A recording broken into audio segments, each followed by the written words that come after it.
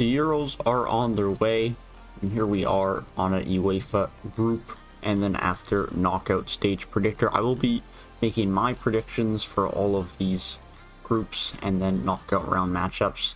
Following it, I'm sure to get many wrong, I'm sure to get many right, but let me know what you guys think down below regarding some of my decisions. What do you think they are terrible, bad, decent, great, some of the upsets that you guys think might happen, and who you think will be the eventual winner of the Euro 2020 tournament. With that being said, if you guys do enjoy this type of content and you want to get up-to-date updates on all of the news and games that happen throughout the Euros, then this is a great place to be, and consider subscribing to the channel. With that being said, let's get right into it. And so all of these groups as of right now are just randomized. They are not in any order that I have set them in. I will be moving the teams around as I see fit as I discuss each of the groups. And so let's start off with Group A. Well, for me, Italy at least are comfortably in first. I think there's far superior squad to anyone else in the group. They have a very good team, very good young up-and-coming talent with some good veterans in the squad, with the likes of some of those old Juve defenders like Chiellini, someone like Jorginho, who obviously has a lot of experience, the likes of Immobile and Insigne, who were a bit more veteran-led as well. But then you also have the likes of Chiesa, Berardi, Barella, Cristante. Pellegrini is now out of the tournament, unfortunately, as of this morning. But there are some very good young talent on this team. This Italy team hasn't lost in over 3 years now. There's a reason for that, and I think they're going to have a very good bounce-back World Cup. And after that, I think Switzerland and Turkey will fight for second. I have a weird hunch about Switzerland. I think Turkey have the better team, but I just have a weird hunch that Switzerland are going to be the second-place team. I think Wales are the odd man out here. I think they fall down into fourth. I think they're just a far weaker team than anyone else here, but I still wouldn't rule them out trying being able to get some points against Switzerland or Turkey. I think they'll definitely give them a run for their money. Next up, this is a group of Belgium and Denmark. Finland's the fourth place team. Russia's the third place team here, in my opinion. Belgium, of course, is the #1 ranked team by the FIFA rankings coming into this tournament. There's a reason for that. Their dynamicism up top and a strong midfield alongside it with De Bruyne and Axel Witsel. It's just too much for most teams to handle. There's some concerns about their defense, as there always is for Belgium. Now, some of their players have gotten older, like the likes of Alderweireld and Vertonghen, but they have Denier, who's developed a lot over the last few years that allows them to have another good center back, and they have better true left wing and right wing backs now than they have in the past. They have Meunier on the right and the like of Gosens on the left, which was always a concern for them. They've had Jordan Lukaku out there in previous years, or just not really someone who can defend that much, but now they have someone who can truly play a left mid / left wing back role. I think that'll help this Belgian team a lot, and so I think a bit higher of them this year than I have in previous tournaments. I think they finish in the 1, Denmark in the 2, Russia 3, and Finland 4, and I think Denmark have to be considered one of the dark horses outside of one of the main nations to do well in this tournament. Next up, Netherlands first, Austria second, Ukraine third, North Macedonia fourth. I really don't have to think that hard about this group. The Dutch are just far and above everyone else in this group. Even without the likes of Van de Beek and Van Dijk, they're still a far superior roster than anyone else. They still have a good back line with the likes of De Vrij and De Ligt. They still have the likes of Gino Wijnaldum and De Jong in the team. They have Depay up top alongside Weghorst, who's had a very good season for Wolfsburg.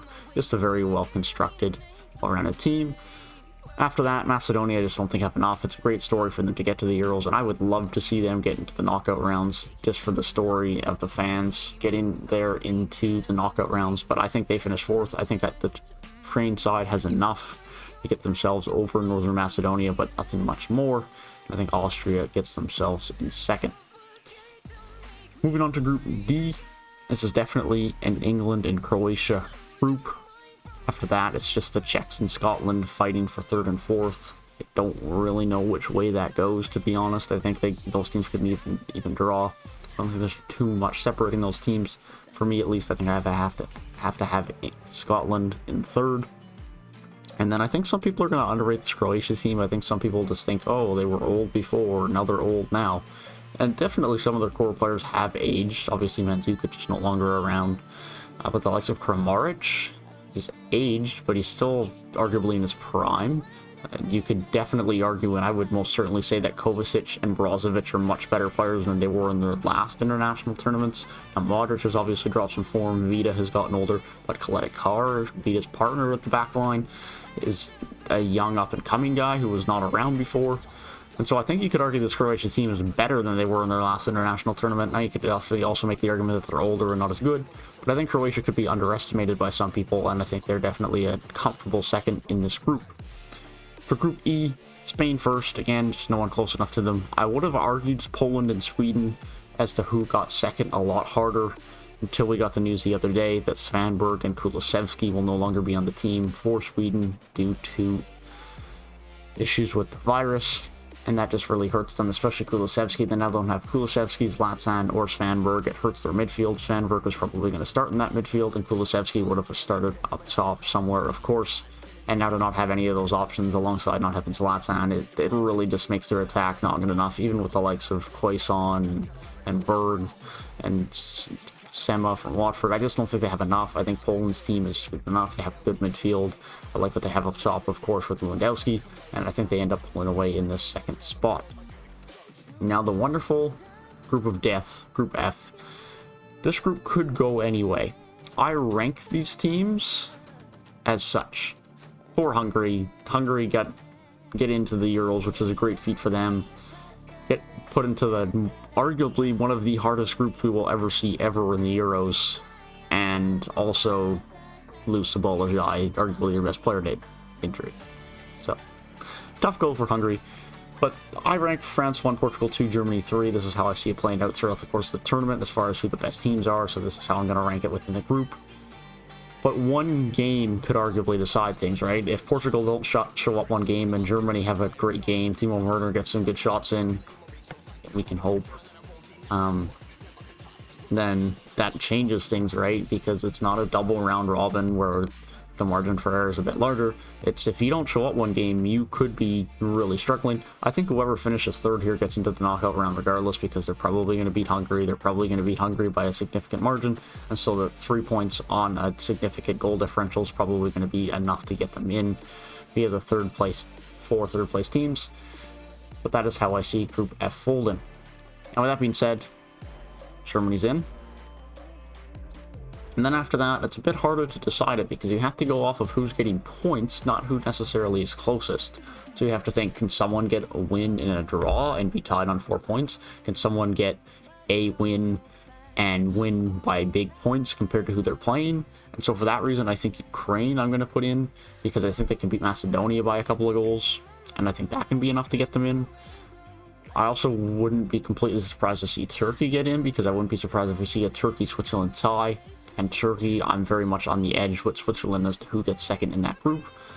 After that, Sweden, Scotland, and Russia is really a toss-up for me. I think Sweden are going to struggle to score, but I also think Russia are going to struggle to score. They naturally play a fairly defensive style. Scotland could give Croatia a bit of a game, but I don't think it's a great fit for them either. Russia play who in their group? Russia play Finland. I think that gives them the edge for me. I don't think Finland's going to be enough of a match for them. But that's going to be my group predictions. We have Italy, Belgium, Netherlands, England, Spain, and France topping the groups. Switzerland, Denmark, Austria, Croatia, Poland, and Portugal rounding up the second place teams, with Turkey, Russia, Ukraine, and Germany. Yes, it's weird to see Germany as a third place team, but that's what the group of death has given us this year, and it makes for an interesting side of the bracket, specifically the bottom half of the bracket, as we are about to see as we go over to predict the round of 16 and further. Let's get into it. Here we are in the round of 16 matchups. We're going to be starting off with Belgium versus Turkey. Now, some of these round of 16 matchups are interesting, some not so much. Belgium, they're going to beat Turkey. Turkey don't have the attack to cause enough problems for that Belgium back line. For Belgium to lose, it has to be a team that is good defensively and has the pace and quality to really give Belgium slower back lines some problems. I just don't think Turkey have that. Yilmaz obviously had a very good season, but I don't think they have enough to feed him the ball or for him to get in behind and cause problems for that to be an issue. Italy, I think, also comfortably beat past Austria. I think Austria, along with Ukraine and maybe Russia, are some of the weaker teams within this round of 16, and so I don't think Austria are any match for Italy at all. France, again, of course, going through. Croatia, Poland is a bit more of one you can debate. Poland, of course, have the likes of Zielinski in their midfield, along with some other quality players. They have some good leadership at the back with the likes of Klich. They have Bednarek back there as well, who's had a lot of Premier League experience. Not all great, but a good veteran.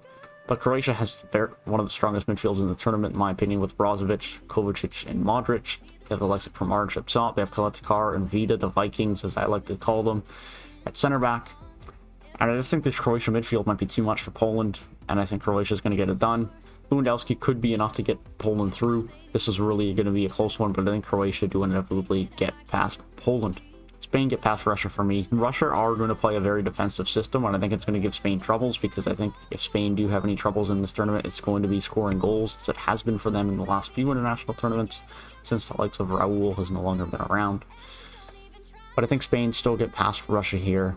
I think they are a better side, and they're going to get... It's going to be a close one. It's going to be a 1-0, a 0-0 in pens, a 1-1 in pens. That one of those type of games as we've seen with Russia in the past, but I think Spain do enough to get past them this time around. Moving on to England versus Portugal. And this was where we talked about one side of the bracket being interesting. We have Netherlands versus Germany and England versus Portugal already in the round of 16. These are some of your best games potentially of the tournament. And the fact that out of these two tournament favorites, one of them's not even going to get to the the quarterfinals, pardon me, is a bit wild. Now this is a pick'em. This really is a pick'em. You can make an argument either way. I struggle to find faith in Gareth Southgate. I struggle to find faith in some of England's back line and goalkeeping ability, and some of the players anyway picked to use in the attack that probably shouldn't be used in the attack. Of course, Harry Kane is going to be there, but Harry Kane hasn't done anything crazy on an international level yet, outside of scoring pens. Portugal have a good veteran-led team. They have the likes of Pepe at the back alongside Ruben Diaz. They have Rui Patricio with a ton of experience in net. They have so much dynamicism up top. I just don't know if England's back line are going to be able to deal with that. I think Portugal is my pick, but again, you could make an argument either way for that. Netherlands, Germany. This is a tough one for me. If the Dutch had a goalkeeper, it makes this decision much easier. Of course, they don't have Van Dijk, they don't have Silesen, and that really hurts their defensive capabilities. I don't love the ability of Germany. I don't trust their ability to score. That's been the issue for them since Miroslav Klose has no longer been around, and Timo Werner up top just hasn't been consistent enough for them on the international level. But Kai Havertz could do some damage as well, as we've seen. Thomas Muller can get involved. And I think I just trust the veteran leadership of this Germany team a bit more than the Dutch back line and goalkeeper scenario at the moment. And so I think I take Germany to get past the Netherlands in the round of 16. But again, this one is a bit more of a pick'em. Now, probably the weakest, probably the weakest round of 16 matchup. There isn't a big name in here by any stretch. Switzerland against Denmark. It's Denmark for me. I think Denmark are definitely one of the dark horses at this tournament. They still have the likes of Christian Eriksen on the team, who always plays good at an international level. Alongside Delaney, they have a very strong midfield. Dolberg and Poulsen can do some damage up top. And they have a very good veteran, well-built back line of the likes of Jorgensen and Christensen and Kjaer, among many others. Christensen may even slide into that DM role, as we've seen in previous signs for them at an international level. I really like what Denmark has out of the back. Of course, they still have Kasper Schmeichel in net. There's a lot of veteran leadership that they can lead out of there. I think that's very important in a tournament like this for a Denmark team that's going to try and hold possession, work out the pitch, and just hold on to the ball and try and play smart. So I think Denmark can get the better hand of Switzerland. And I also think they're going to get the better hand of Germany. I think Germany are really going to struggle to score against this Denmark team. They are very sound and solid defensively. I just think Denmark are going to hold on to the ball. That's going to cause problems for Germany, given that's something that they like to do. And they might be able to get some counterattacks with Timo Werner and Kai Havertz, and maybe that'll be enough to get it done for them. But I think Denmark's well-led veteran back line is going to be enough to get them past Germany. Unfortunately for Denmark, they're going to run into one of Spain or Portugal. And again, I just don't trust Spain's ability to score the ball enough. So I think Portugal, for me, is my team that meets Denmark in the semifinals. When Spain can get a more clinical striker, sure. I still just don't have enough confidence in Morata yet. I don't have enough confidence in the guys that are getting the ball to Morata. Potentially not having Busquets or Marcos Llorente at this point in time in the tournament as well is also a concern to me. And so I had to pick Portugal and their dynamic attack to get through to the semifinals. Moving on to France against Croatia. For me, this is an easy pick. Croatia can give a bit of a challenge to Poland, but there's no way they give them enough of a challenge to France. They're just not at that caliber of play. Their back line is going to be too slow to deal with the likes of Mbappe, as we've seen in the tournaments and previous, with Mbappe just giving absolute terror to back lines that don't have a lot of pace. And that's why I think France win this one quite comfortably. It might not be comfortably by scoreline, but I think it'll be comfortably by play. Belgium and Italy, I think this is where we see Belgium fall. I think this is, unfortunately for Belgium, another tournament, potentially their last major tournament, where the golden era of Belgian football goes without silverware. It's by far the best era of Belgian football we've ever seen on an international level, but I think they're going to come short again. It's going to be a really disappointing to see. His Italy team's just too good. I think Immobile and Insigne are really going to give problems to that Belgian back line. I think they have the likes of Jorginho and Barella who can really play make and pass the ball at an elite level that can get these guys the ball at the pitch in dangerous scenarios. And I think that's really going to cause problems for Belgium. And I think that's inevitably going to be their downfall. Moving on to Italy against France. It's really hard to get a bet against France. It really is. The likes of N'Golo and Pogba in the midfield is just so strong. They're so well built. Their defense is good. Everything is good. I just can't bet against France. France just have to be in there for a reason. And then, full kudos to Denmark. I would love to see them win this tournament just from an underdog standpoint. But I think Denmark's got to be the team that goes home here. Portugal are just a much superior side. I think Portugal have the offensive firepower and talent to get past that veteran-led Denmark backline. So I think that is why we see Portugal move on. And what would be an absolutely stunning final, France against Portugal. A dynamic attack against a dynamic attack. And this, again, is very much a pick'em. There's a lot of pick'ems when you get to this point in the tournament, and that's what makes the tournament so fun.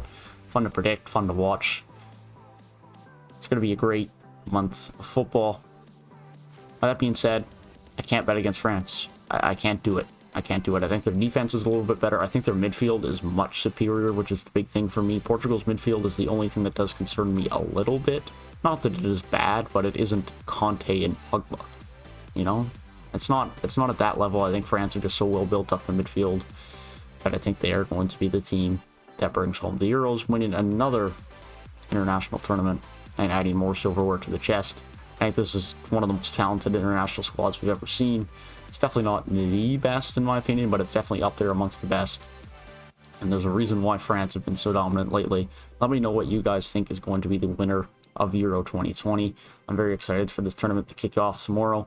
And I will keep you guys updated on all the games, all the scores, all the events as they go on. So be sure to check out the channel and subscribe if that is something you're interested in. You guys have a great rest of your day, and I will see you guys in the next one.